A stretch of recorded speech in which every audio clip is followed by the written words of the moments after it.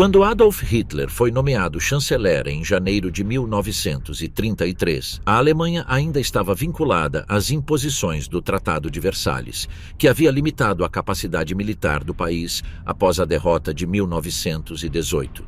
O exército alemão, conhecido por esse acordo como Reichswehr, estava restrito a 100 mil homens, sem tanques, sem artilharia pesada, sem aviação de combate e com uma marinha reduzida a pequenos navios. A proibição de um Estado-Maior formal forçou as estruturas de planejamento militar a serem camufladas sob organizações com outros nomes, e a produção de armas estava sujeita a rigorosa vigilância internacional. No entanto, mesmo antes de Hitler chegar ao poder, havia uma clara determinação entre a liderança militar e os setores nacionalistas em superar essas limitações e reconstruir o potencial bélico. O que mudou com a chegada do regime nacional-socialista foi a velocidade, a escala e a determinação política para transformar essas aspirações em ações concretas. Nos primeiros meses de seu reinado, Hitler apresentou sua ascensão como o início de uma nova era para a Alemanha. A propaganda insistia que o povo havia reconquistado uma liderança forte e que o país precisava se libertar da humilhação imposta pelos vencedores da Primeira Guerra Mundial.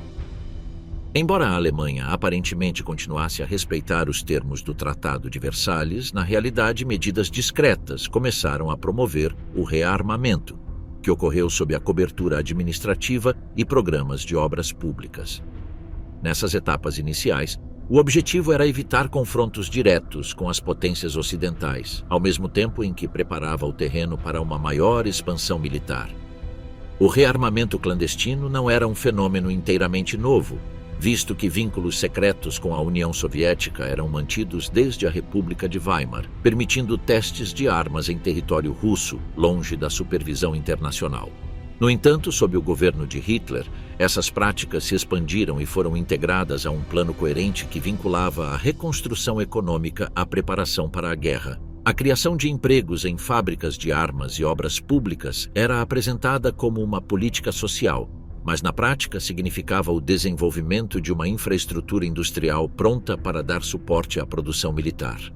Um ponto de virada ocorreu em 1935, quando Hitler anunciou abertamente a introdução do serviço militar obrigatório, transformando a Reichswehr na Wehrmacht.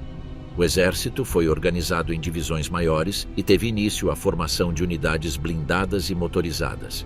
Naquele mesmo ano, a Luftwaffe, já em desenvolvimento secreto, foi oficialmente estabelecida e recursos maciços foram investidos na criação de um sistema de aviação militar moderno. A Kriegsmarine, embora mais limitada por razões orçamentárias e estratégicas, também iniciou um processo de expansão com novos submarinos e planos para uma frota de superfície mais forte. O Heer, como era chamado o exército terrestre, foi o primeiro a se expandir. Dos 100 mil homens permitidos por Versalhes, a força cresceu para vários milhões em poucos anos. Infantaria, tanques e divisões motorizadas foram organizadas, dando ao exército maior flexibilidade e mobilidade do que na guerra anterior.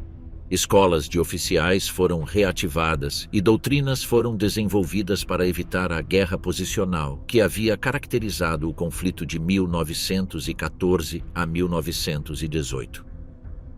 Em vez disso, foi promovida a ideia de uma guerra rápida, na qual veículos blindados e aeronaves desempenhariam um papel central. A Luftwaffe, sob a liderança de Hermann Göring, tornou-se um dos símbolos mais visíveis do novo poder militar alemão.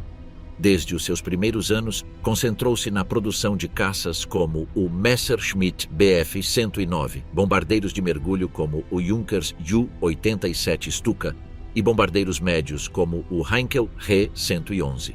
Esses modelos foram projetados não apenas para corresponder às capacidades de outras potências, mas também para moldar um estilo de guerra em que a aviação apoiaria diretamente as forças terrestres, atingindo concentrações inimigas e interrompendo suas defesas. A Luftwaffe não nasceu como uma arma estratégica independente, mas como parte integrante de um plano de Blitzkrieg. A Kriegsmarine, por sua vez, enfrentava maiores limitações. A Alemanha não conseguia competir em número de navios com a Marinha Real Britânica, optando por um desenvolvimento centrado em submarinos. Em 1935, foi assinado um acordo naval com a Grã-Bretanha que, em teoria, estabelecia limites para a frota alemã, mas na prática era usado como justificativa para a expansão da construção naval. O plano mais ambicioso, conhecido como Plano Zete, previa a construção de grandes encouraçados e porta-aviões, embora ao início da guerra apenas uma parte desse programa tivesse sido concluída. Enquanto isso, os submarinos ofereciam uma ferramenta de guerra assimétrica capaz de ameaçar as rotas de suprimento inimigas em caso de conflito. O desenvolvimento dessa máquina militar foi acompanhado por uma estrutura doutrinária que buscava evitar os erros da guerra anterior. A experiência das trincheiras e do impasse deixou os oficiais alemães com a convicção de que o próximo conflito deveria ser resolvido rapidamente e com o uso coordenado de todos os meios disponíveis. Assim nasceu a ideia da Blitzkrieg, ou Guerra Relâmpago, que não era um plano único codificado em um manual, mas um conjunto de princípios que priorizavam a surpresa, a velocidade e a coordenação entre as forças. O exército deveria penetrar as linhas inimigas com tanques e tropas motorizadas, enquanto a força aérea destruía pontos-chave e desorganizava a retaguarda. A infantaria avançaria atrás para consolidar as posições conquistadas. Essa combinação visava desestabilizar o inimigo desde o início e impedi-lo de se reorganizar. A Blitzkrieg representou uma ruptura com a visão clássica da guerra de atrito. Em vez de depender da acumulação de forças para desgastar lentamente o inimigo, visava alcançar um rápido colapso de sua capacidade de resistência. Isso exigia planejamento meticuloso, logística eficiente e coordenação entre ramos, algo nunca antes visto em tamanha escala. Embora a Wehrmacht ainda estivesse em processo de formação na segunda metade da década de 1930 e carecesse de muitos dos recursos necessários, a doutrina consolidou-se como a base sobre a qual oficiais e tropas eram treinados. Politicamente, Hitler combinou essas medidas com um discurso público que continuava a falar de paz e de uma revisão justa da ordem internacional, enquanto, na prática, direcionava todos os recursos do Estado para o rearmamento. Mecanismos financeiros como o chamado Meffelwechsel foram utilizados, letras de câmbio emitidas por uma empresa fictícia que permitiam o financiamento da produção de armas sem constar nos orçamentos oficiais. Essa engenharia financeira ocultava o ritmo real do rearmamento, evitando um colapso econômico imediato e permitindo uma expansão militar maciça. A organização da economia foi ajustada às necessidades militares. A indústria pesada, a produção de aço e a pesquisa de novos combustíveis e materiais sintéticos foram colocadas sob controle estatal. A agricultura também foi adaptada às expectativas de autossuficiência, buscando garantir o abastecimento alimentar em caso de guerra. O Plano Quadrienal, lançado em 1936, foi a expressão mais clara dessa política. Seu objetivo era preparar a Alemanha para a guerra a curto prazo, reduzindo a dependência de importações e garantindo a capacidade de sustentar um conflito prolongado. O comando militar alemão, embora ocasionalmente reticente quanto ao ritmo imposto por Hitler, gradualmente se alinhou a esses objetivos. Generais que haviam vivenciado a Primeira Guerra Mundial compreendiam os riscos de um conflito prematuro, mas a autoridade do regime e os sucessos iniciais em política externa reforçaram a confiança de que a Alemanha poderia novamente confrontar a Europa. O exército, que durante os anos de Weimar havia buscado manter um perfil discreto, tornou-se o pilar central de um Estado que se concebia como uma comunidade militarizada.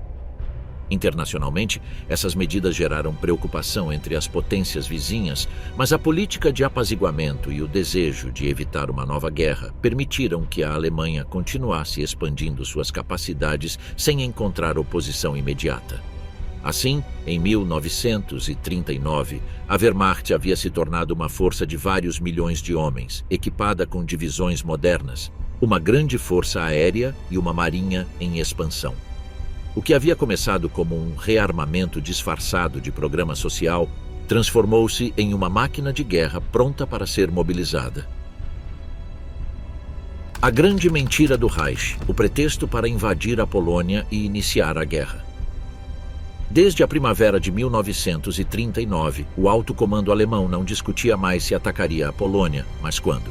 O planejamento começou a tomar forma concreta em abril, quando Hitler emitiu instruções para uma ação rápida e decisiva contra o vizinho oriental. O objetivo não era apenas militar. Tratava-se de impor uma solução definitiva para o problema polonês, que para o regime era tanto territorial quanto ideológico. As diretrizes eram claras: eliminar a capacidade defensiva da Polônia desde o primeiro dia, destruir suas estruturas administrativas e deixar claro que esta não era uma campanha temporária ou uma ocupação parcial. Para alcançar isso, o exército alemão precisava de uma organização meticulosa. Em meados do ano, os planos para o que seria a campanha mais rápida que a Europa já havia visto foram finalizados. As forças estavam concentradas em vários pontos estratégicos de fronteira. A Wehrmacht tinha forças avassaladoras à sua disposição, cerca de 1.500.000 homens, quase 2.500 tanques e mais de 2.000 aeronaves estavam prontos para participar da ofensiva.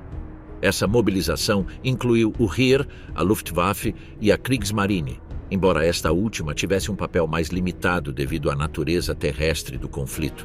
Os preparativos táticos incluíram uma forte coordenação entre as forças terrestres e aéreas. O conceito de Blitzkrieg, já desenvolvido em anos anteriores, encontrou sua primeira aplicação prática nesta operação. Embora não fosse uma doutrina formalmente estabelecida, como se tornaria mais tarde, a ideia de combinar ataques rápidos, profundos e bem sincronizados com o uso intensivo da aviação era chave. As divisões Panzer, apoiadas pela aviação tática, buscariam penetrar o interior do país o mais rápido possível, evitando as linhas defensivas convencionais e semeando confusão na retaguarda inimiga. O regime não se limitou a preparar o aspecto militar. Semanas antes do ataque, um aparato de propaganda foi mobilizado para justificar a ação. Mensagens foram elaboradas retratando a Polônia como um potencial agressor, e incidentes de fronteira foram exagerados para gerar uma atmosfera de ameaça iminente. Uma das invenções mais notórias foi o incidente de Gleiwitz, uma operação secreta realizada por forças alemãs disfarçadas de poloneses, simulando um ataque a uma estação de rádio alemã. Este evento foi apresentado ao mundo como uma provocação polonesa e serviu como pretexto imediato para o lançamento da ofensiva. Às 4h45 da manhã de 1º de setembro de 1939, o ataque começou. A Luftwaffe bombardeou posições estratégicas no interior da Polônia, incluindo aeródromos, centros de comunicação e armazéns militares. Quase simultaneamente, unidades terrestres cruzaram a fronteira em várias frentes, com movimentos de cerco que buscavam desorganizar o inimigo desde os primeiros minutos. As divisões Panzer avançaram em alta velocidade, ladeadas por infantaria motorizada que protegia as áreas conquistadas. O ataque foi devastador. Em poucos dias, as defesas polonesas começaram a ruir. As forças alemãs não pararam nos pontos de resistência, mas os cercaram e continuaram para o interior, deixando as tarefas de limpeza e consolidação para a retaguarda. Essa estratégia permitiu um avanço contínuo sem esgotar as forças em combates prolongados. As unidades polonesas, embora oferecessem resistência em vários pontos, foram incapazes de se coordenar efetivamente ou estabelecer uma linha defensiva coerente. Além disso, a supremacia aérea alemã dificultou qualquer tentativa de reorganização ou contra-ataque. Enquanto isso, a propaganda dentro da Alemanha disseminava a ideia de uma operação preventiva, necessária e justa. Supostos abusos cometidos pela Polônia contra minorias alemãs em seu território foram destacados, e o Reich foi retratado como uma vítima forçada a se defender. Os discursos de Hitler repetiam constantemente essa narrativa, afirmando que todas as vias diplomáticas haviam sido esgotadas e que o ataque era uma resposta inevitável às provocações polonesas. Os cinejornais apresentavam imagens cuidadosamente selecionadas de soldados sorridentes, colunas avançando sem oposição e cidades supostamente acolhendo as tropas alemãs. A coordenação entre os vários ramos das Forças Armadas foi aprimorada em tempo real. Divisões móveis comunicavam seu progresso e solicitavam apoio aéreo quando encontravam resistência. A Luftwaffe respondeu rapidamente, removendo obstáculos e permitindo que o avanço continuasse inabalável. Esse ritmo alucinante surpreendeu não apenas os poloneses, mas também os observadores internacionais. Em poucos dias, as forças alemãs estavam em território inimigo, cercando Varsóvia e outras cidades importantes. Na frente diplomática, a Alemanha havia garantido anteriormente que a União Soviética não interviria em nome da Polônia. Isso foi possível graças ao pacto assinado em agosto entre as duas potências, oficialmente conhecido como Pacto de Não Agressão, mas que incluía cláusulas secretas sobre a divisão do território polonês. Com este acordo, Hitler eliminou o risco de uma guerra em duas frentes e poderia se concentrar exclusivamente na campanha oriental. Além disso, ele estava confiante de que a França e a Grã-Bretanha não reagiriam fortemente, como acontecera em episódios anteriores. No entanto, o cálculo diplomático não estava totalmente correto. Em 3 de setembro, a França e o Reino Unido declararam guerra à Alemanha, cumprindo seus compromissos com a Polônia. Apesar disso, nenhuma ação militar imediata foi tomada por essas potências. Durante semanas, a chamada Guerra de Brincadeira graçou no Oeste com movimentos defensivos mínimos e nenhum combate significativo. Isso permitiu que a Alemanha continuasse sua ofensiva sem se preocupar com uma segunda frente. Em território alemão, a notícia da guerra foi recebida com uma mistura de entusiasmo e resignação. A propaganda preparou o terreno, apresentando o conflito como uma causa justa e necessária. Muitos cidadãos apoiaram a ação, convencidos de que era a única maneira de resolver os problemas pendentes com a Polônia. Ao mesmo tempo, medidas de censura e controle de informações foram ativadas para garantir uma narrativa única e impedir vozes dissidentes. Valores como sacrifício, disciplina e orgulho nacional foram promovidos, enquanto as baixas foram minimizadas e os aspectos mais severos do conflito foram ocultados. A campanha foi breve, mas intensa. Em 17 de setembro, a União Soviética invadiu o leste da Polônia, cumprindo seu acordo com a Alemanha.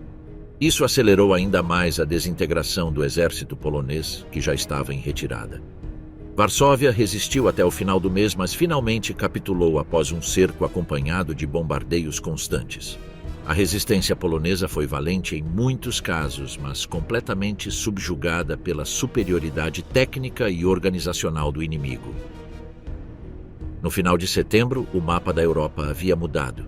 A Polônia estava dividida entre a Alemanha e a União Soviética, e o mundo havia entrado formalmente na guerra. Para o regime nazista, a campanha foi uma demonstração de eficácia militar, planejamento estratégico e controle político. Confirmou que o modelo de guerra rápida funcionava, o que reforçou a confiança do alto comando em operações futuras.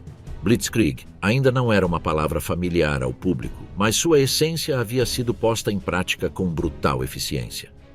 A experiência na Polônia tornou-se um modelo a ser seguido. Os generais estudaram cada detalhe da operação para refinar os mecanismos para futuras campanhas. Autoridades políticas destacaram os resultados como prova da superioridade do sistema alemão. Desfiles foram organizados, boletins de vitória foram distribuídos e a figura do soldado alemão foi glorificada. O sucesso inicial reforçou a ideia de que o Reich tinha um destino expansionista inevitável e justificado, e que os obstáculos seriam superados com a mesma rapidez e determinação desta primeira campanha. Assim começou, da perspectiva alemã, um conflito que ainda não havia revelado sua verdadeira face, mas que já revelava a determinação de um regime disposto a usar todos os seus recursos para atingir seus objetivos. A invasão da Polônia não apenas marcou o início da Guerra Mundial, mas também o ponto de partida de uma forma de travar a guerra em que velocidade, surpresa e propaganda eram tão importantes quanto armas. Vitórias relâmpagos, a Blitzkrieg e a ascensão da Wehrmacht. A estratégia militar alemã, em 1940, concentrava-se em alavancar a velocidade e a coordenação como ferramentas primárias para a vitória. Após a campanha na Polônia, o exército alemão voltou sua atenção para o oeste com o objetivo de conquistar a França e seus aliados por meio de uma ofensiva que rompesse com os métodos tradicionais de guerra de atrito. O conceito de Blitzkrieg, que já havia se mostrado eficaz na Polônia, era agora aplicado em uma escala ainda maior e com uma precisão que surpreendeu as potências ocidentais. A ideia era simples, mas devastadora. Penetrações aéreas e terrestres rápidas, profundas e coordenadas para desorganizar o inimigo antes que ele pudesse reagir. Em maio daquele ano, a Wehrmacht lançou seu ataque à Holanda, Bélgica e Luxemburgo, países que estavam enredados na máquina militar alemã como parte do plano para flanquear as defesas francesas. A linha Maginot, construída pela França para resistir a uma invasão vinda do leste, tornou-se inútil quando as forças alemãs evitaram o confronto direto e, em vez disso, avançaram pelas Ardenas, uma região florestal considerada inadequada para movimentos em massa. Essa escolha tática foi fundamental. As divisões Panzer conseguiram abrir brechas rapidamente, empurrando as forças aliadas para o norte e isolando-as da retaguarda. Os Países Baixos não conseguiram resistir por muito tempo. O avanço alemão, acompanhado de intenso bombardeio, causou o rápido colapso do exército holandês. Roterdã foi bombardeada como um aviso e a ameaça de destruição total forçou a rendição. A velocidade da ofensiva e a brutalidade do impacto paralisaram qualquer possibilidade de uma resposta coordenada. A Bélgica, que também tentara permanecer neutra, foi igualmente subjugada. Forças belgas, britânicas e francesas tentaram formar uma linha defensiva, mas manobras alemãs bem calculadas, apoiadas por uma mobilidade sem precedentes, as engolfaram antes que pudessem estabelecer uma frente firme. A operação mais decisiva foi o avanço através de Sedan. Lá, os alemães conseguiram cruzar rapidamente o rio Meuse, superando as defesas francesas. Uma vez concluída a travessia, as divisões blindadas lançaram um avanço para oeste em direção ao Canal da Mancha, cercando as forças aliadas na Bélgica e no norte da França. A rapidez do movimento deixou os comandantes aliados sem tempo para se reagruparem, causando um colapso no moral e na estrutura de comando. Dunquerque tornou-se então o único ponto de fuga. Como as forças britânicas e parte do exército francês estavam encurraladas contra a costa, uma evacuação de emergência foi organizada. Embora os alemães pudessem ter fechado o cerco, eles fizeram uma breve pausa por decisão do alto comando, permitindo que centenas de milhares de soldados aliados escapassem pelo mar. Essa pausa tática ainda é debatida, mas não alterou o curso geral da campanha. A França estava dividida e suas forças subjugadas. O governo entrou em colapso diante da velocidade do avanço alemão. Paris foi ocupada sem combates prolongados e, em junho, o país solicitou um armistício. A vitória foi completa do ponto de vista militar, com uma rapidez que rompeu completamente com as memórias da Primeira Guerra Mundial. O sucesso da Blitzkrieg não foi apenas operacional, mas também propagandístico. Na Alemanha, o regime aproveitou essa vitória para reforçar a imagem da invencibilidade do novo exército alemão e da superioridade do sistema nacional socialista. As imagens do desfile em Paris e os relatos dos avanços foram amplamente divulgados no rádio e em cinejornais. Hitler apareceu como um líder brilhante que havia superado os antigos poderes, enquanto os generais eram apresentados como heróis nacionais. Essa narrativa fortaleceu a coesão interna do país. A população, ainda viva nas memórias da derrota na Primeira Guerra Mundial e das humilhações do Tratado de Versalhes, vivenciou esse momento como uma vingança histórica. O moral atingiu níveis sem precedentes e a confiança na liderança política e militar consolidou-se. A ideia de que o Reich poderia prevalecer na Europa com uma combinação de força, rapidez e determinação foi consolidada. No plano militar, a campanha serviu como uma validação completa do modelo alemão. Unidades blindadas operando em combinação com a aviação e um apoio logístico eficiente demonstraram que a guerra poderia ser resolvida em semanas, não em anos. A Luftwaffe desempenhou um papel fundamental, enfraquecendo as forças inimigas e facilitando os movimentos terrestres. Os comandantes alemães assistiram com satisfação à implementação de sua doutrina com precisão e eficácia. Comando unificado, surpresa tática e mobilidade foram fatores decisivos. O inimigo, preso em estratégias defensivas rígidas e estruturas de comando mais lentas, não conseguiu se adaptar ao ritmo da ofensiva. Essa diferença de abordagem marcou o resultado da campanha. Reportagens da imprensa falavam da habilidade técnica e da bravura dos soldados alemães, sem mencionar o nível de coordenação necessário. Erros cometidos ou oportunidades perdidas, como em Dunquerque, também eram omitidos. Tudo era apresentado como parte de uma sequência perfeita e calculada. A narrativa era clara. O novo exército alemão, rejuvenescido e profissionalizado, era invencível. As cidades alemãs celebraram a vitória com desfiles, discursos e uma exaltação nacional que deixou para trás os anos de crise. Consolidou-se uma sensação de poder renovado, de que a história estava sendo reescrita com sucesso e de que a nova Alemanha havia superado completamente seu passado recente. O alto comando alemão, por sua vez, tirou conclusões muito concretas. O sucesso da Blitzkrieg foi interpretado como uma fórmula repetível, não uma exceção favorável. Esse otimismo influenciou diretamente o planejamento das operações subsequentes. Presumia-se que, aplicando a mesma lógica, qualquer frente poderia entrar em colapso com a pressão correta. Essa confiança na superioridade tática seria um fator determinante em decisões futuras, tanto no leste quanto em outras partes. A campanha francesa não apenas expandiu o controle territorial do Reich, mas também transformou a percepção do conflito. Para muitos dentro do regime, essa vitória confirmou a ideia de que o destino da Europa estava nas mãos dos alemães e que velocidade e vontade eram suficientes para derrotar qualquer inimigo. O moral do exército estava em alta. A experiência de uma campanha tão bem-sucedida, rápida e aparentemente limpa contrastava fortemente com as memórias do conflito anterior, no qual cada metro de terreno custou milhares de vidas.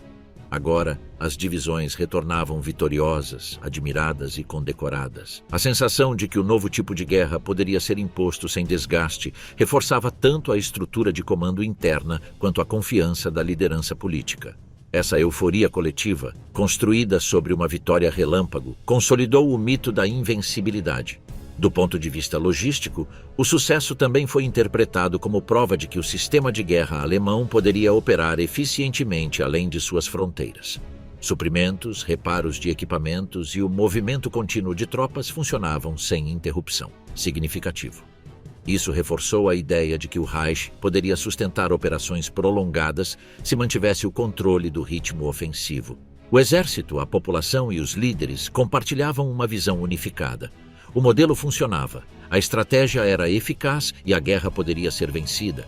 Esse consenso interno era alimentado pela propaganda, que não deixava espaço para dúvidas. Tudo apontava para uma expansão contínua. Cada passo dado em 1940 parecia confirmar que a combinação de determinação política, capacidade técnica e doutrina ofensiva era suficiente para conquistar a Europa. A realidade de uma vitória tão rápida, alcançada com tão pouca resistência aparente, encorajou tanto o comando quanto o povo. Assim, no final daquele ano, a Alemanha estava no auge de sua confiança. O mito da Blitzkrieg, agora alimentado por fatos, definiu o curso do conflito e deu o tom para o que estava por vir. O céu se fecha, a tentativa fracassada de subjugar a Inglaterra pelo ar. Após as rápidas vitórias alemãs na Europa Ocidental, Hitler ordenou ao exército que preparasse um plano para invadir o Reino Unido. Essa operação foi apelidada de Leão Marinho. Esperava-se que fosse uma continuação natural do sucesso alcançado na França. No entanto, desta vez, o cenário era diferente. Não se tratava de uma ofensiva terrestre imediata, mas de uma invasão que exigia primeiro o domínio do espaço aéreo e marítimo. O comando alemão sabia que não poderia desembarcar tropas em solo britânico sem antes neutralizar a força aérea real. Portanto, o alto comando ordenou à Luftwaffe que eliminasse completamente a capacidade de defesa aérea do Reino Unido antes de definir uma data definitiva para o desembarque. A Luftwaffe possuía vasta experiência em campanhas anteriores e estava convencida de que alcançaria seus objetivos sem grandes dificuldades. No início da ofensiva aérea, concentrou-se em bombardear alvos militares como aeródromos, estações de radar e linhas de comunicação. O objetivo era enfraquecer sistematicamente as defesas britânicas. Os ataques começaram em julho de 1940 e se intensificaram em agosto. Centenas de missões de travessia do Canal da Mancha eram lançadas diariamente para atacar as ilhas. No entanto, os britânicos haviam preparado uma rede de defesa mais robusta do que os alemães esperavam. Além de possuir um sistema de alerta antecipado por radar, os pilotos britânicos operavam perto de suas bases, enquanto os alemães precisavam voar longas distâncias, o que limitava seu tempo de combate. A superioridade tática alemã, que havia funcionado em campanhas terrestres, não se traduziu facilmente em combate aéreo. Embora a Luftwaffe tivesse um grande número de aeronaves, seus bombardeiros eram lentos e vulneráveis. Os caças encarregados de escoltá-los tinham alcance limitado, de modo que frequentemente não conseguiam acompanhá-los até o final do voo. Isso deixou os bombardeiros expostos ao ataque de caças britânicos, que se aproveitaram dessa fraqueza para abater um grande número de aeronaves inimigas. Apesar das perdas, os alemães continuaram sua ofensiva, mudando de alvos e adaptando sua estratégia. Por várias semanas, eles atacaram pesadamente instalações de radar, na esperança de cegar as defesas britânicas. Em seguida, concentraram-se na destruição de aeródromos, tentando deixar a RAF incapaz de responder. Percebendo que a Força Aérea Real estava resistindo por mais tempo do que o esperado, a Luftwaffe adotou uma nova abordagem. No início de setembro, os bombardeios foram direcionados às principais cidades, especialmente Londres. Essa decisão não foi apenas uma resposta à necessidade militar. O objetivo era incutir medo, quebrar o moral da população e forçar a rendição. Mas essa nova tática não atingiu seus objetivos. Embora tenha causado destruição e baixas civis, a resistência britânica não enfraqueceu. Pelo contrário, a população se adaptou aos ataques e a propaganda britânica fortaleceu o espírito coletivo. As autoridades distribuíram máscaras de gás, organizaram abrigos e estabeleceram sistemas de evacuação para crianças.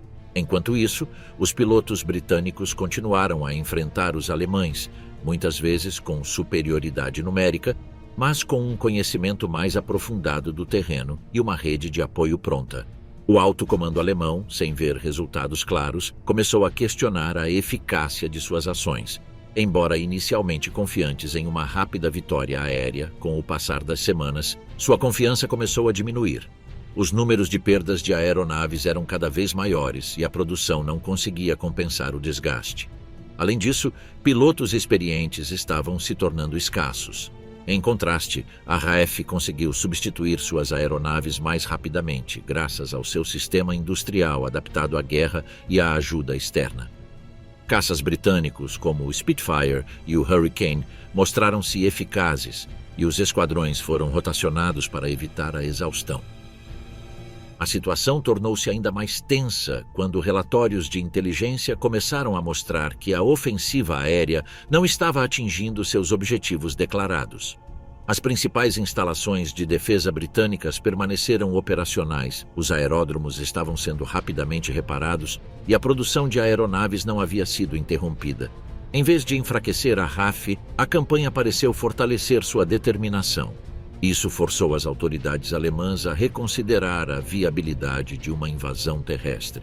Embora a ofensiva Sea Lion não tenha sido oficialmente cancelada, foi adiada indefinidamente, e as unidades designadas começaram a ser realocadas para outras tarefas. Hitler, que até então confiava em um resultado favorável, aceitou que o Reino Unido não cairia em uma ofensiva aérea rápida. O fracasso teve um forte impacto na percepção interna do conflito. Na Alemanha, a propaganda tinha a tarefa de retratar os avanços militares como inevitáveis. Cada vitória era anunciada como prova da superioridade nacional. A ofensiva contra o Reino Unido foi apresentada como mais um passo em direção à consolidação da nova ordem europeia. No entanto, quando ficou claro que o objetivo não seria alcançado, o tom começou a mudar. Comunicados oficiais reduziram a atenção à campanha na Inglaterra e começaram a destacar outras questões. A mídia parou de falar sobre o colapso iminente da Grã-Bretanha e começou a apresentar os bombardeios como uma medida punitiva ou como parte de um bloqueio prolongado. Essa mudança não passou despercebida pela população, acostumada a uma narrativa de progresso constante. Internamente, o comando alemão buscou razões para explicar o fracasso. Alguns atribuíram a culpa ao mau tempo, outros à falta de coordenação entre os ramos das forças armadas. Houve também críticas à estratégia adotada por Göring, que havia prometido que a Luftwaffe alcançaria o controle total do ar sem a necessidade de apoio naval. Sua confiança na capacidade de seus pilotos e aeronaves não se refletiu nos resultados. As divisões dentro da liderança militar começaram a se tornar mais visíveis. Apesar da experiência acumulada em campanhas anteriores, esta foi a primeira vez que o exército alemão não havia atingido seus objetivos imediatamente. O conflito aéreo com o Reino Unido marcou uma reviravolta. Embora não tenha detido a máquina de guerra alemã, mostrou que havia limites para seu avanço. O fracasso nos céus britânicos também teve consequências técnicas. Os comandantes começaram a repensar o projeto dos bombardeiros, buscando modelos com maior alcance e capacidade defensiva. Sistemas de escolta, coordenação entre esquadrões e logística de suprimentos foram avaliados. Paralelamente, planos alternativos para futuras campanhas começaram a ser desenvolvidos. As autoridades entenderam que não podiam confiar exclusivamente em uma tática ou um tipo de arma. Embora a Blitzkrieg tenha sido eficaz em terra, no ar exigiu adaptações que não haviam sido previstas. A experiência britânica demonstrou que um inimigo com bom preparo técnico e vontade de resistir poderia alterar o curso da guerra. Outro aspecto importante foi a resposta da população alemã. Embora não houvesse informações completas sobre os resultados, era evidente que algo havia mudado.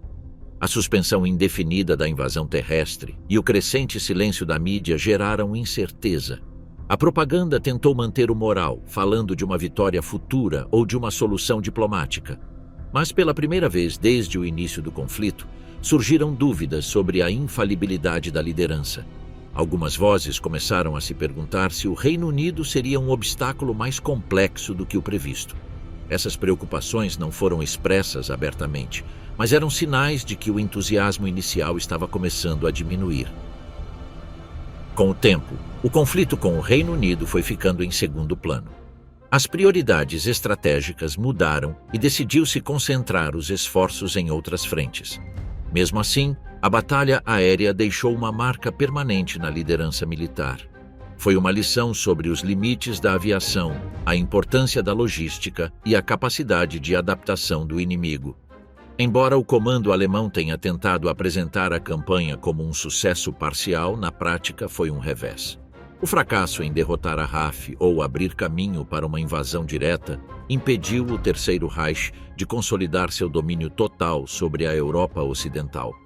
A Batalha da Grã-Bretanha foi um episódio em que a estratégia aérea revelou suas fragilidades. Ao contrário das ofensivas terrestres, onde o terreno conquistado oferecia resultados visíveis, no ar tudo dependia da coordenação, do timing e da capacidade de resposta do inimigo. A Luftwaffe descobriu que ter mais aeronaves ou experiência prévia não era suficiente. A combinação de fatores técnicos, táticos e humanos determinou o resultado. Os britânicos conseguiram manter seu espaço aéreo, suportar a pressão e preservar sua capacidade operacional. E isso significava que o plano mais ambicioso de Hitler até então, conquistar o Reino Unido, não se realizaria. A ofensiva aérea contra a Inglaterra não foi apenas um revés estratégico. Foi também o primeiro momento em que a máquina militar alemã encontrou um obstáculo que não conseguiu superar no tempo previsto. As consequências ficaram evidentes na reformulação de planos, na reorientação de recursos e na percepção interna do conflito. A guerra não seria tão rápida nem tão unilateral quanto se imaginava. Esse episódio demonstrou que a resistência organizada, aliada à tecnologia adequada e ao moral elevado, poderia deter até mesmo um inimigo que até então parecia invencível. A experiência daquele verão mudou o ritmo do conflito. E embora o Reich continuasse a avançar em outras frentes, não o faria mais com a mesma certeza de vitória imediata. Barbarossa, a invasão que prometia acabar com tudo. Após a rápida e esmagadora vitória na Europa Ocidental, o próximo objetivo estratégico do comando alemão já estava claramente delineado. Durante meses, mesmo antes da queda da França, Hitler havia expressado em círculos fechados sua decisão de lançar uma nova campanha para o leste.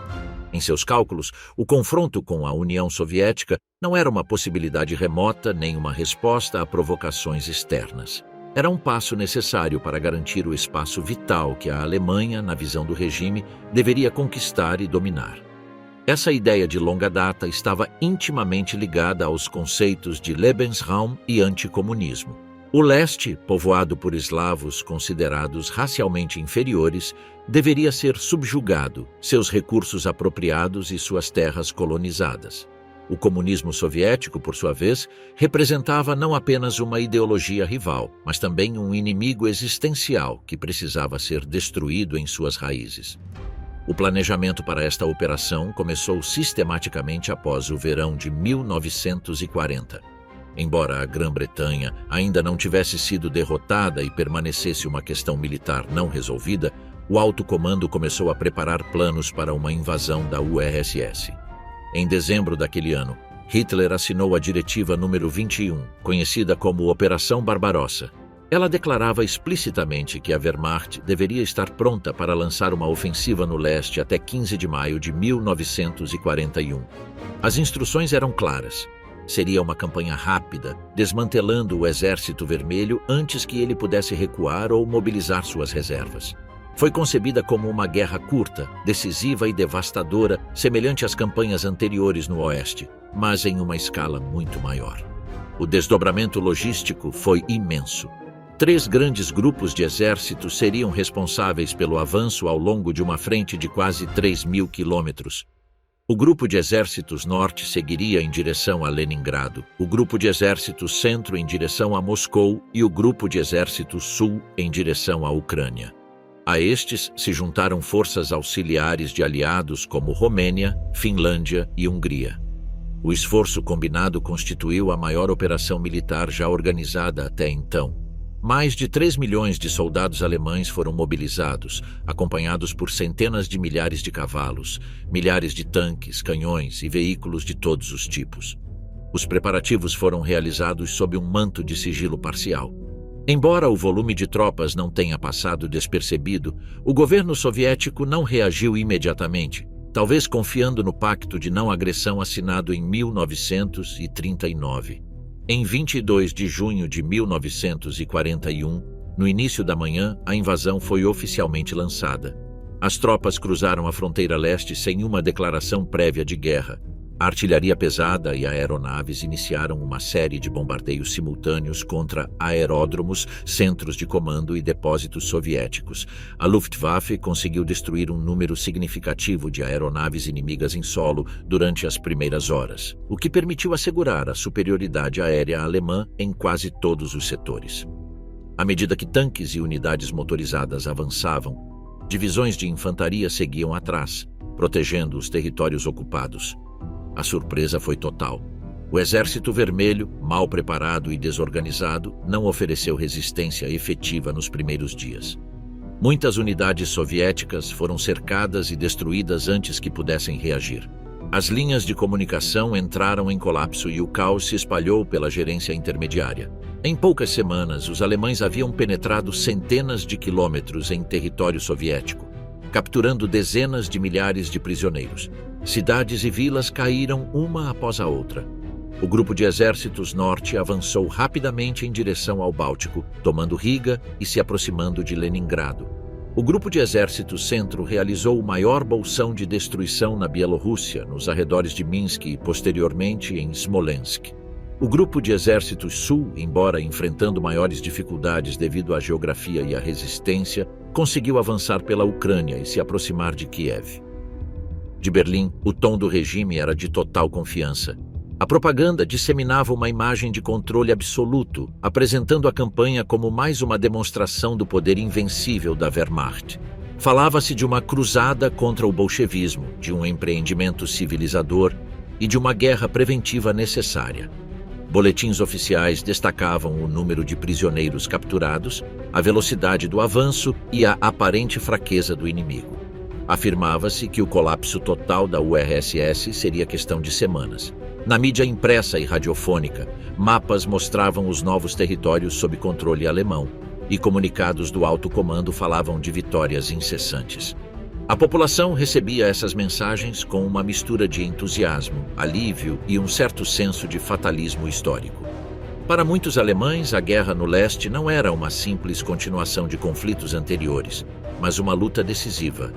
Dentro do alto comando, no entanto, havia nuances. Embora prevalecesse uma atitude otimista em geral, alguns oficiais expressaram dúvidas sobre a capacidade logística de manter o ímpeto ofensivo em uma frente tão ampla. Dificuldades de abastecimento, desgaste dos veículos e a necessidade de proteger as linhas de retaguarda eram preocupações constantes. A velocidade do avanço era, ao mesmo tempo, sua maior força e seu maior risco. Cada quilômetro conquistado distanciava as unidades de seus centros de abastecimento. Além disso, a resistência soviética, embora caótica no início, começava a se reorganizar em alguns setores. Em certos pontos da frente, as tropas inimigas ofereciam uma defesa mais coesa, retardando o avanço alemão. Apesar dessas indicações, durante os primeiros meses da campanha, os números permaneceram alarmantes. Nas operações iniciais, mais de 500.000 de soldados soviéticos foram capturados em vários bolsões, como Minsk, Smolensk e Uman.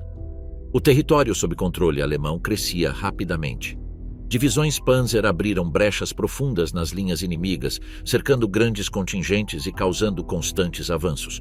O comando alemão acreditava que mais alguns golpes seriam suficientes para forçar a queda de Moscou e desintegrar a capacidade de comando soviética. A estratégia permaneceu baseada na premissa de uma guerra curta e, dentro dessa estrutura, os objetivos militares foram priorizados em detrimento da ocupação sistemática do terreno. Nas semanas seguintes, a situação permaneceu favorável aos invasores. A frente continuou a se expandir para o leste e as tropas alemãs alcançaram o Dnieper, o Divina e outras linhas naturais importantes. Unidades especializadas de engenharia construíram pontes e consertaram ferrovias para facilitar o avanço. Cidades derrotadas foram rapidamente tomadas e, em muitos casos, encontradas parcialmente evacuadas. O medo do inimigo alemão havia se espalhado entre a população local. Embora as ordens de ocupação fossem marcadas por hostilidade ideológica, o foco do comando militar permaneceu na segurança do terreno e no avanço. A retórica triunfalista permaneceu intacta. Em Berlim, as declarações públicas de Hitler refletiam sua convicção de que a campanha estava em sua reta final. A ideia de que a União Soviética era um colosso com pés de barro parecia ser confirmada pela falta de uma defesa eficaz nos primeiros meses. A mensagem de que o comunismo seria erradicado e de que a história testemunhava uma transformação fundamental do continente foi reforçada. A máquina de propaganda intensificou sua atividade, apresentando os soldados como os precursores de uma nova era. Imagens de cinejornais mostravam tanques cruzando planícies infinitas, bandeiras alemãs tremulando em vilarejos distantes e mapas mostrando a linha de frente avançando firmemente em direção a Moscou. O sentimento na Alemanha era, em sua maioria, de confiança. A população, acostumada a ouvir boas notícias há quase 2 anos, presumia que esta nova campanha seria mais uma demonstração de superioridade. Os números apresentados nos comunicados alimentavam essa percepção. Cada boletim relatava milhares de prisioneiros a mais, cidades capturadas e novos avanços. Cartazes e publicações retratavam o Exército Vermelho como uma força desorganizada, arcaica e insensível. Mesmo aqueles que nutriam dúvidas pessoais sobre a duração do conflito, preferiam não expressá-las abertamente. A pressão social, a censura e o desejo coletivo de vitória mantinham a coesão do discurso oficial. Enquanto isso, as tropas continuavam a avançar pelo vasto território soviético. O objetivo estratégico de chegar a Moscou antes do inverno permanecia uma prioridade. O avanço prosseguia inabalável e, embora obstáculos crescentes começassem a surgir, a convicção de que a vitória estava próxima continuava a prevalecer no alto comando. As decisões eram tomadas com a ideia de uma campanha curta, sem considerar cenários prolongados. Uma guerra de atrito não era prevista. A convicção era de que a URSS entraria em colapso, assim como outros países no passado. A mensagem era clara. A Operação Barbarossa foi apresentada como um empreendimento lógico, inevitável e justificado. A propaganda não deixava espaço para ambiguidade. Era uma luta pela sobrevivência da Alemanha contra um inimigo ideológico, racial e militar. Cada passo em direção ao leste era, nessa narrativa, uma afirmação do destino nacional. O esforço de guerra era apresentado como racional, planejado e bem-sucedido. A realidade da frente, com todas as suas complexidades, ainda não havia transformado essa narrativa dominante. Entre a lama e a morte, a rotina impossível da frente oriental. A partir do momento em que a Wehrmacht cruzou a fronteira soviética, os soldados alemães começaram a enfrentar condições radicalmente diferentes daquelas vivenciadas em campanhas anteriores. O espaço era imensurável, as estradas intransitáveis e a natureza implacável. À medida que se aprofundavam no território soviético, a realidade cotidiana da frente oriental tornava-se mais hostil. A fadiga se acumulava não com o passar dos dias, mas a cada metro percorrido. A lama grudada em suas botas parecia nunca secar, e seus uniformes, desgastados pelo uso contínuo, não ofereciam mais proteção contra a umidade ou o vento cortante. A lama e o frio eram apenas o começo. Dormiam em campos abertos ou em casas de fazenda destruídas, sempre na dúvida se o dia seguinte traria uma escaramuça, um bombardeio, uma retirada improvisada ou simplesmente mais quilômetros de marcha para lugar nenhum. As provisões, planejadas com cálculos otimistas, logo começaram a escassear. Muitos soldados foram forçados a depender de suprimentos locais que raramente existiam ou já haviam sido varridos. As cozinhas de campanha não conseguiam acompanhar o avanço. A fome tornou-se uma constante, às vezes interrompida por roubos, escambos ou um achado de sorte. Cartas enviadas para casa insinuavam essa deterioração física, com frases que falavam de corpos exaustos, estômagos vazios e dias sem comida quente. Ao mesmo tempo, o frio penetrava tudo. Cobertores não eram suficientes e os dedos congelavam ao contato com o aço das armas. No inverno, a respiração tornava-se dolorosa e os capacetes gelados queimavam o couro cabeludo. Nessas circunstâncias extremas, a fadiga deixou de ser meramente física. Tornou-se uma névoa mental que dificultava as decisões, retardando todos os movimentos. O sono tornou-se um luxo raro, interrompido por tiros distantes, alarmes ou simplesmente pela ansiedade que mantinha o corpo em alerta. A rotina era repleta de medo que nunca desaparecia completamente. Mesmo quando a frente parecia calma, o medo de uma emboscada, uma mina, um atirador de elite ou uma ofensiva repentina assombrava cada passo. Não havia segurança. Alguns escreveram que os momentos mais agonizantes eram os de silêncio, porque antecipavam o imprevisível. A tensão constante desgastava até os soldados mais experientes, que reconheciam em seus diários que a frente oriental era algo completamente diferente do que haviam vivenciado em outras campanhas. A propaganda oficial tentava sustentar o moral com histórias heróicas, imagens de soldados sorridentes e comunicados otimistas.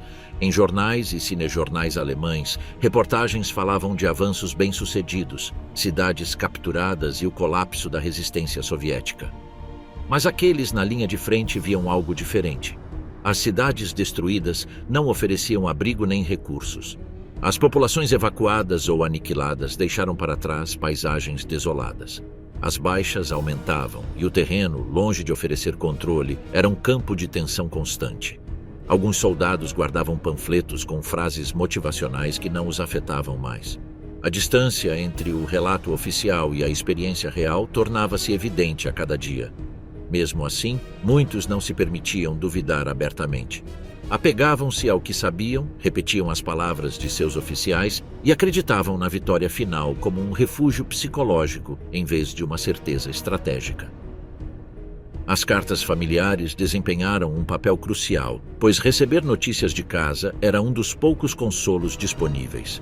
Essas mensagens, embora breves, conseguiam suspender a sensação de abandono, mas mesmo nelas os soldados começaram a filtrar seu desencanto por meio de frases veladas que escapavam à censura, mas transmitiam claramente o peso emocional da frente de batalha.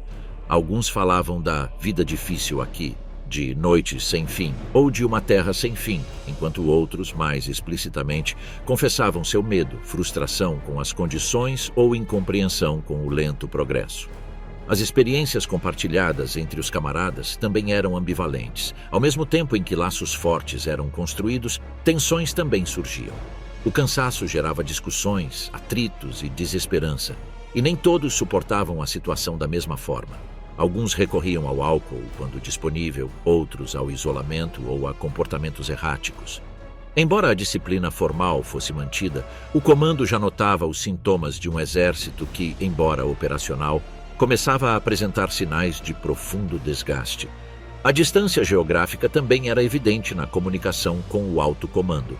As ordens chegavam atrasadas ou eram contraditórias, e às vezes eram baseadas em mapas, suposições imprecisas ou ultrapassadas.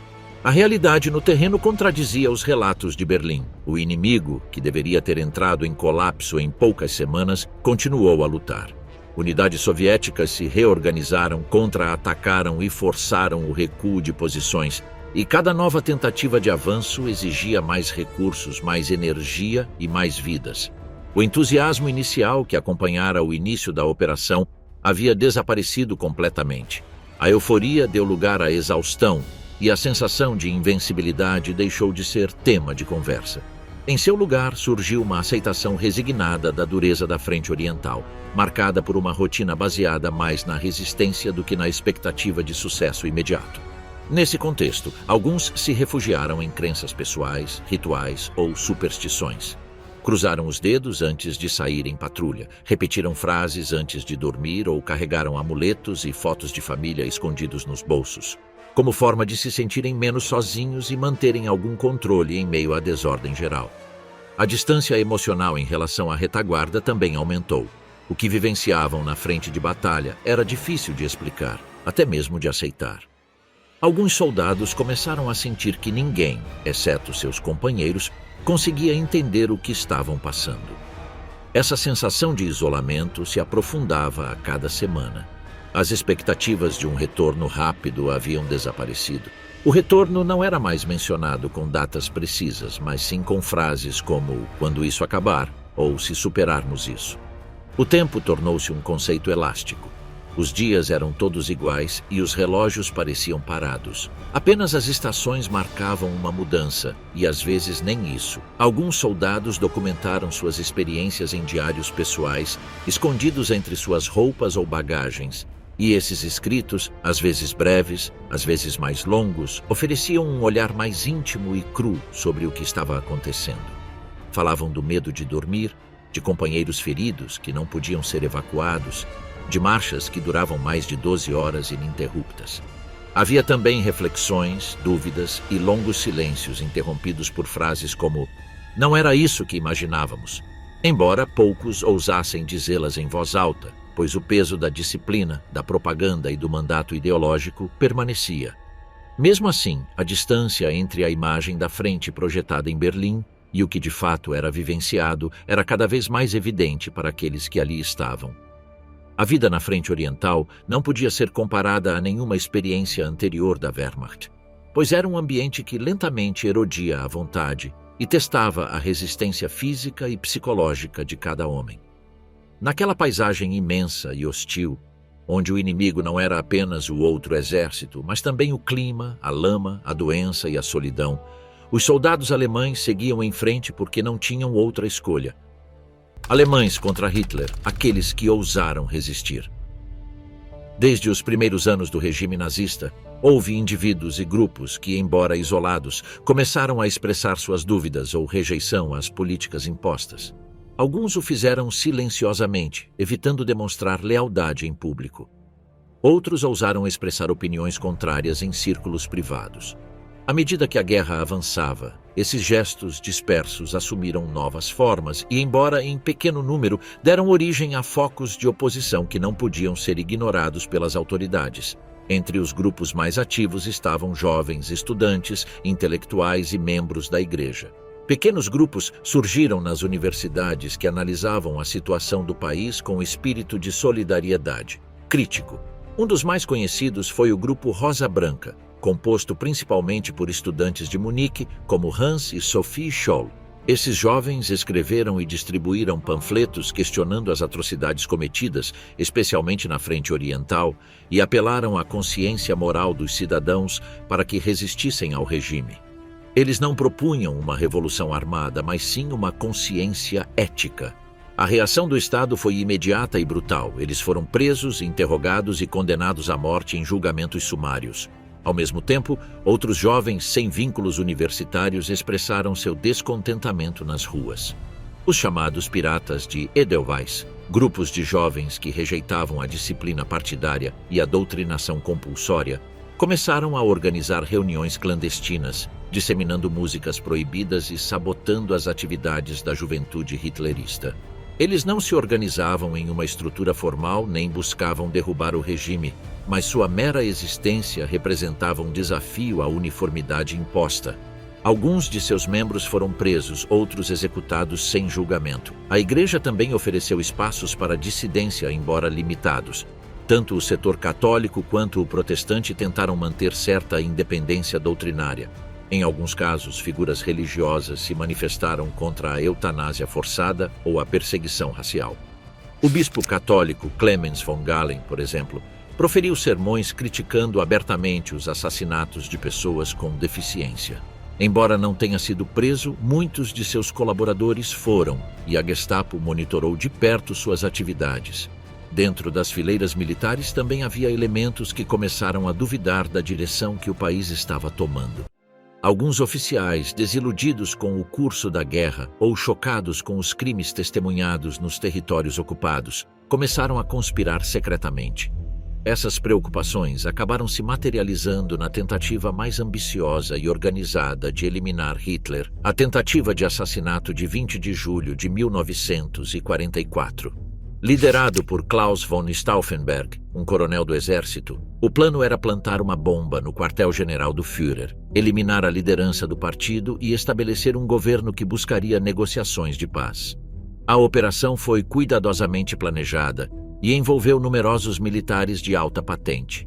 O dispositivo explodiu conforme planejado, mas Hitler sobreviveu com ferimentos leves. O golpe fracassou em poucas horas. A resposta do regime foi imediata.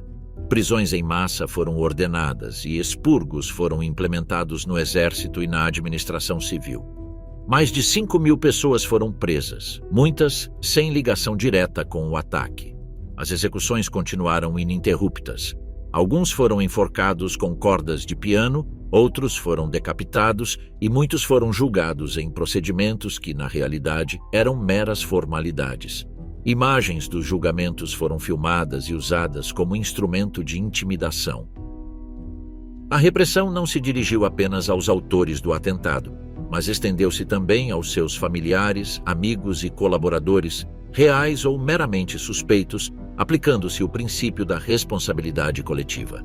Se um indivíduo fosse acusado de traição, seu círculo íntimo também poderia ser punido, sob uma lógica que buscava erradicar qualquer possível surto futuro de dissidência. A mensagem era direta: não haveria tolerância ao menor gesto de oposição. Na sociedade alemã, a percepção desses atos era desigual, pois uma parcela significativa da população, influenciada pela propaganda e sujeita à rigorosa censura, aceitava a versão oficial, que retratava os conspiradores como traidores e covardes. Discursos públicos eram proferidos exaltando a lealdade absoluta ao Führer e exigindo punição exemplar. No entanto, em certos setores, especialmente entre aqueles que sofriam diretamente as consequências da guerra, começaram a surgir dúvidas. Alguns viam esses atos como uma expressão de desespero, enquanto outros os interpretavam como prova de que nem todos compartilhavam da direção que o país havia tomado. A propaganda do regime reagiu adaptando-se. Por um lado, reforçou a imagem de unidade nacional e lealdade inabalável, retratando Hitler como vítima de uma conspiração de traidores. Por outro, intensificou sua retórica contra inimigos internos, comparando os oponentes a sabotadores e espiões. Cartazes foram distribuídos, eventos públicos foram organizados e campanhas foram lançadas para denunciar qualquer comportamento suspeito. A vigilância tornou-se onipresente. Ao mesmo tempo, a experiência do ataque repercutiu no círculo íntimo. Hitler, profundamente afetado pelo ocorrido, tornou-se cada vez mais desconfiado. Distanciou-se ainda mais de seus conselheiros, reorganizou sua equipe de segurança e ordenou novos protocolos para impedir qualquer tentativa semelhante. Sua relação com a Wehrmacht tornou-se mais tensa. Os poderes da SS aumentaram e os órgãos de supervisão se multiplicaram. A memória daqueles que ousaram resistir, do estudante panfletário ao soldado que arriscou a vida em uma conspiração impossível, permaneceu fragmentada ao longo do conflito. Alguns foram imediatamente esquecidos, outros foram retratados como traidores por anos. Só muito mais tarde, após o colapso do regime, começaram a ser reconhecidos como símbolos de uma consciência que, embora minoritária, não estava completamente extinta. A dissidência interna na Alemanha nazista não alterou o curso da guerra, mas revelou que, mesmo sob um dos regimes mais repressivos da história, havia vozes dispostas a questionar, desafiar e resistir. Em meio ao medo, ao controle absoluto e à propaganda onipresente, houve aqueles que escolheram outro caminho, mesmo sabendo que sua decisão quase certamente os levaria à morte. Guerra total e a economia do Reich. À medida que o conflito se intensificava em todas as frentes e a possibilidade de uma blitzkrieg bem-sucedida desaparecia, o Terceiro Reich foi forçado a transformar completamente sua estrutura econômica. À medida que o escopo da guerra se expandia, a necessidade de mobilização sistemática de todos os recursos tornou-se inevitável. Durante os primeiros anos, o regime manteve uma política ambígua, evitando interferência profunda na economia civil. No entanto, o fracasso em esmagar rapidamente a União Soviética e a entrada dos Estados Unidos no conflito em 1941 exigiram uma mudança drástica. Essa transformação culminou na política de guerra total que foi vigorosamente implantada a partir de 1943, quando o aparato produtivo alemão foi completamente subordinado às necessidades de guerra do Estado. O responsável por essa reorganização foi Albert Speer, nomeado ministro dos armamentos após a morte de Fritz Todt. Embora não fosse um engenheiro com formação tradicional, sua proximidade com Hitler, sua capacidade administrativa e sua disposição para centralizar as decisões fizeram dele o símbolo da eficiência técnica do regime. Sob sua liderança, profundas reformas foram implementadas. As indústrias passaram a trabalhar em estreita coordenação com o aparato estatal. As hierarquias empresariais foram adaptadas à lógica da produção militar. Comissões técnicas foram criadas, o uso de matérias-primas foi otimizado e a duplicação no projeto de armas foi eliminada. Speer estabeleceu escritórios regionais de armamentos supervisionados por seus representantes pessoais, o que permitiu decisões rápidas sem a interferência dos burocratas tradicionais. As estatísticas começaram a mostrar um aumento notável na produção de tanques, aeronaves e munições, mesmo sob bombardeios constantes. A partir de 1943, a propaganda promoveu o milagre de Speer como uma demonstração da capacidade da Alemanha de resistir e responder com eficácia. O aumento da produção, no entanto, não poderia ser sustentado apenas pela mão de obra alemã. A guerra total exigia recursos humanos adicionais. O sistema recorria cada vez mais ao uso massivo de trabalhadores forçados, principalmente dos territórios ocupados. Esses prisioneiros, civis ou deportados, eram trazidos aos milhões para realizar tarefas em fábricas, minas e projetos de infraestrutura. Alguns eram prisioneiros de guerra capturados em campanhas anteriores. Outros eram civis selecionados durante incursões na Polônia, Ucrânia, França e outros países. Eles eram transportados em condições precárias, alojados em quartéis próximos a complexos industriais, vigiados por pessoal armado e submetidos a jornadas de trabalho extenuantes. A diferença de tratamento em comparação com os trabalhadores alemães era gritante. As punições eram frequentes e o controle era exercido implacavelmente. A sobrevivência desses trabalhadores dependia não apenas de seu desempenho, mas também da conduta arbitrária de seus supervisores. Apesar das condições, o regime justificava sua presença como uma necessidade patriótica, ocultando deliberadamente a dimensão repressiva do sistema. Dentro do próprio país, a população alemã também foi progressivamente absorvida pela lógica da guerra total. O recrutamento de homens deixou grandes lacunas de mão de obra, que foram preenchidas pela entrada maciça de mulheres no mundo industrial.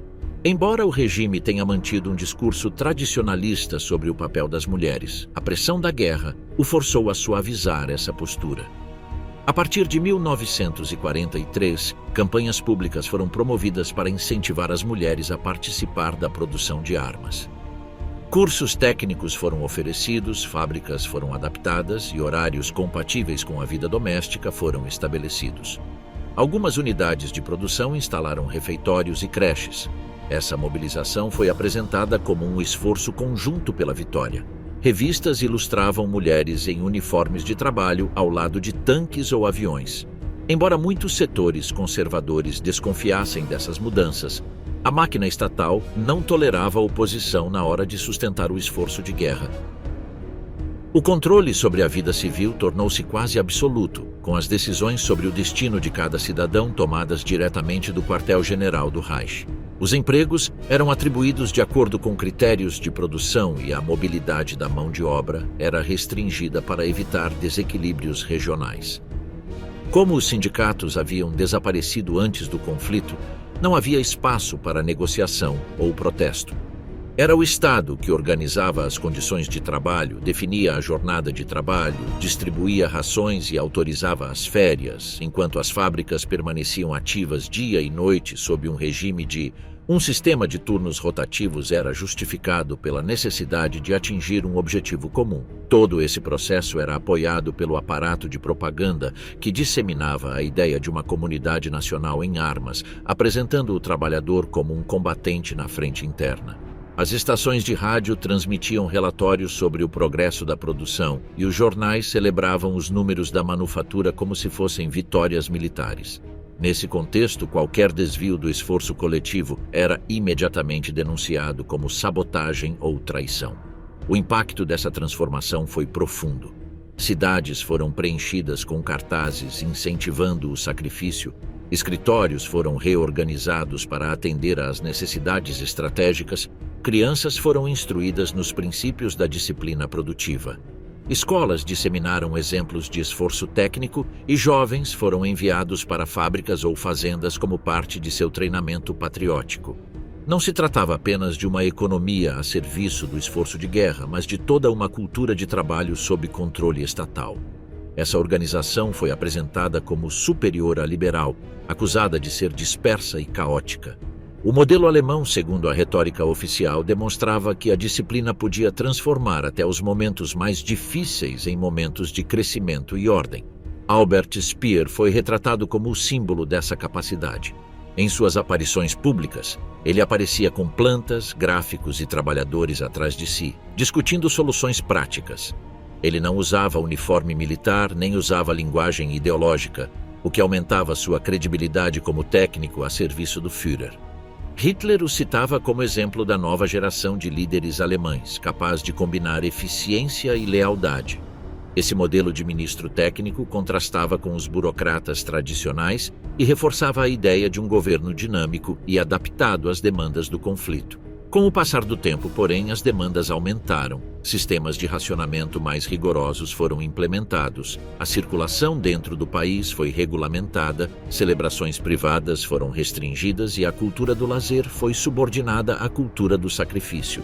Espetáculos considerados frívolos foram proibidos, o cinema passou a exaltar a resiliência nacional e a música suave foi substituída por marchas e corais patrióticos. As igrejas, embora mantendo suas atividades, foram convocadas a apoiar o esforço coletivo com mensagens de unidade e comprometimento. O sistema não deixou lacunas. Todas as esferas da vida deveriam servir ao mesmo objetivo: sustentar a guerra a qualquer custo. O uso intensivo de trabalho forçado e a mobilização total de recursos internos permitiram que a economia alemã mantivesse seu nível de produção, mesmo quando o curso da guerra se tornou adverso. Esse paradoxo foi usado pela propaganda como prova de que a nação permanecia forte. O sofrimento era retratado como inevitável, mas heróico. A ideia de resistência substituía a de vitória rápida. Números técnicos eram mais importantes que conquistas territoriais, e o Reich era retratado como uma grande máquina coesa. A produção de armas atingiu níveis recordes, e isso foi suficiente para afirmar que a causa ainda estava viva. A narrativa mudou, mas o controle se intensificou. Cada alemão, dentro ou fora de uma fábrica, tinha que assumir seu papel sem hesitação.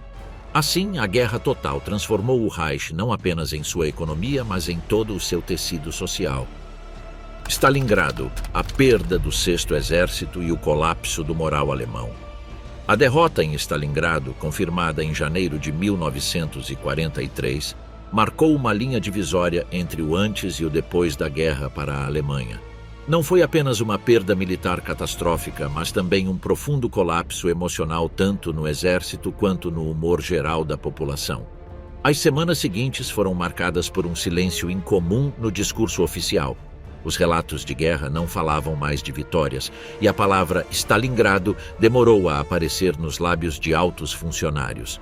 A retirada que se iniciou naquele momento não foi apenas territorial, mas também psicológica, penetrando todos os níveis do aparato estatal e da população civil que, pela primeira vez, começou a olhar para o futuro com uma mistura de medo e resignação. As percepções dentro do exército mudaram rapidamente. Até então, muitos oficiais confiavam na capacidade da Alemanha de resolver situações difíceis, mas com a rendição do Sexto Exército, essa confiança ruiu. Relatórios internos do comando começaram a mostrar sinais de desorientação. Havia preocupação com a capacidade de reação do inimigo, a crescente pressão em outras frentes e a impossibilidade de manter uma iniciativa sustentada. As comunicações entre os comandantes revelaram uma perda de confiança na estratégia central. Alguns até começaram a questionar decisões do alto comando que, até então, não haviam sido questionadas publicamente. O que antes era percebido como uma campanha complicada, mas administrável, transformou-se em uma cadeia de movimentos defensivos com pouca margem de controle. Na retaguarda, os sinais de retirada tornaram-se gradualmente mais visíveis. Ordens de evacuação dos territórios ocupados, a reestruturação das unidades danificadas e a falta de reforços suficientes começaram a gerar uma mudança na narrativa. Imagens de colunas alemãs recuando por estradas lamacentas, muitas vezes sem cobertura aérea, tornaram-se comuns. Os soldados não eram mais vistos como conquistadores, mas como sobreviventes, fazendo o possível para se manterem de pé. As baixas aumentaram e, com elas, a pressão sobre os comandantes de nível médio, que tiveram que responder a situações para as quais não estavam preparados. A iniciativa alemã havia evaporado e o adversário agora ditava o ritmo dos acontecimentos. No nível da liderança política, o impacto de Stalingrado foi devastador. A confiança absoluta que Hitler projetava começou a se deteriorar. Enquanto em público ele mantinha sua retórica inabalável, em particular, ele se tornava mais irritável, mais desconfiado e menos receptivo a opiniões externas. A estrutura de comando tornou-se ainda mais rígida. Sugestões foram rejeitadas, perdas minimizadas e as próprias capacidades exageradas. Alguns generais notaram que o centro decisório não respondia mais a avaliações realistas, mas a uma visão distorcida da situação. As reuniões tornaram-se tensas e a menção a aspectos críticos era evitada por medo de ser anulada. Enquanto isso, o aparato de propaganda continuava a tentar apresentar uma aparência de firmeza, mas as rachaduras já eram evidentes até mesmo nos círculos mais leais. A propaganda oficial tentou inicialmente encobrir o desastre. Falava-se de sacrifícios heróicos, de defesa até o último homem, de lealdade inabalável ao Führer. Mas com o passar dos dias, os relatos dos prisioneiros e as notícias estrangeiras que chegavam por meios descontrolados tornaram impossível manter o véu. As emissoras estrangeiras de ondas curtas ganharam ouvintes. Famílias que não tinham notícias do desaparecimento de seus filhos no fronte começaram a temer o pior. Os rumores sobre o que havia acontecido em Stalingrado cresceram descontroladamente e muitos não confiavam mais nos números oficiais. Nas fábricas e bairros, o nome da cidade russa tornou-se sinônimo de catástrofe. Foi a primeira vez que a palavra derrota começou a tomar forma na mente do povo alemão. A sociedade civil vivenciou uma mudança em sua percepção do conflito. Anos antes, os discursos de vitória eram acompanhados com entusiasmo. Agora, eram recebidos com ceticismo. As filas nas lojas se alongavam, as correspondências chegavam atrasadas e a ansiedade se tornava cada vez mais palpável. As conversas mudaram de tom. Alguns ainda repetiam declarações oficiais, mas muitos começaram a falar em voz baixa sobre um possível desfecho desfavorável. A censura ainda estava em vigor, mas em espaços privados já se espalhava o boato de que a guerra poderia ser perdida. Alguns permaneciam confiantes de que haveria uma reviravolta repentina. Outros, mais realistas, começaram a se preparar mentalmente para o que parecia inevitável. Nesse contexto, surgiram expressões de resistência passiva. Não se tratava de gestos organizados nem de movimentos políticos articulados. Tratava-se, sim, de reações individuais. Falta de entusiasmo pelo trabalho, desinteresse por campanhas oficiais, e evitação do discurso público. A pressão dos pares permanecia, mas cada vez mais pessoas buscavam uma maneira de expressar seu descontentamento sem se exporem a represálias diretas. A retirada militar se combinou com uma crescente perda de confiança na liderança.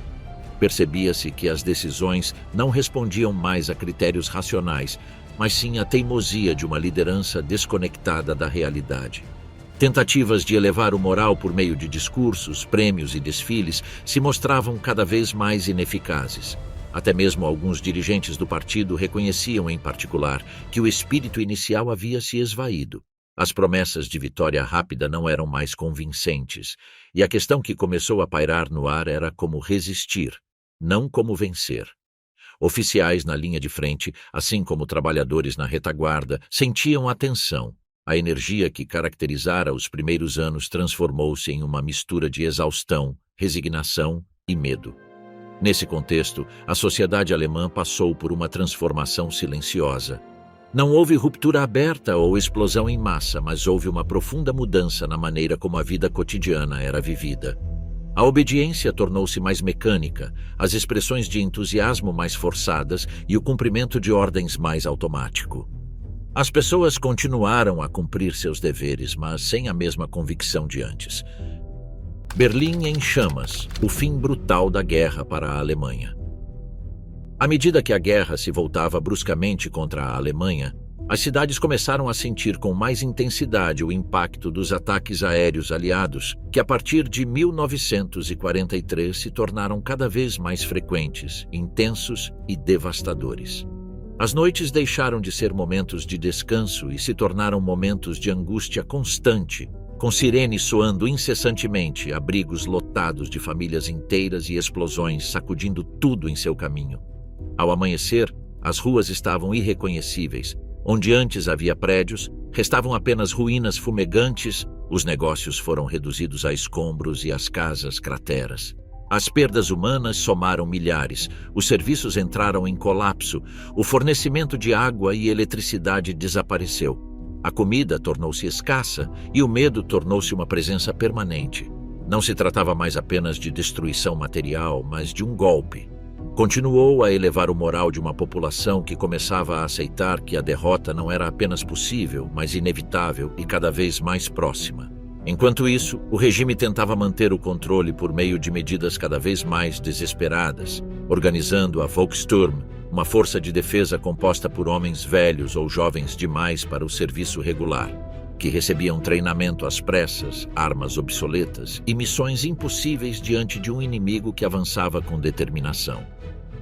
Nas ruas, viam-se adolescentes em uniformes improvisados, idosos armados com bengalas afiadas e mulheres não mais responsáveis apenas pelo lar, mas também pelas tarefas de defesa civil.